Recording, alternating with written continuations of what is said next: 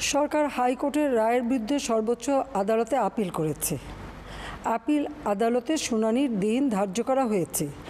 আদালত শিক্ষার্থীদের কোনো বক্তব্য থাকলে তা শোনার সুযোগ সৃষ্টি করে দিয়েছে। এই আইনি প্রক্রিয়ার মাধ্যমে সমস্যা সমাধানের সুযোগ রয়েছে। এই আইন প্রক্রিয়া সমাধানের সুযোগ থাকা সত্ত্বেও রাস্তায় আন্দোলনে নেমে দুষ্কৃতিকারীদের সংঘাতের সুযোগ করে দেবেন না। সর্বোচ্চ আদালতের রায় আসা পর্যন্ত ধৈর্য ধরে অপেক্ষা করার জন্য আমি সকলকে বিশেষভাবে অনুরোধ জানাচ্ছি। আমার বিশ্বাস আমাদের ছাত্র সমাজ উচ্চ আদালত থেকে ন্যায় বিচারই পাবে, তাদের হতাশ হতে হবে না। আমি আবারও এই অনাকাঙ্ক্ষিত ঘটনায় যারা নিহত হয়েছেন তাদের জন্য গভীর দুঃখ প্রকাশ করছি এবং পরিবারের সদস্যদের প্রতি আমার সমবেদনা জানাচ্ছি।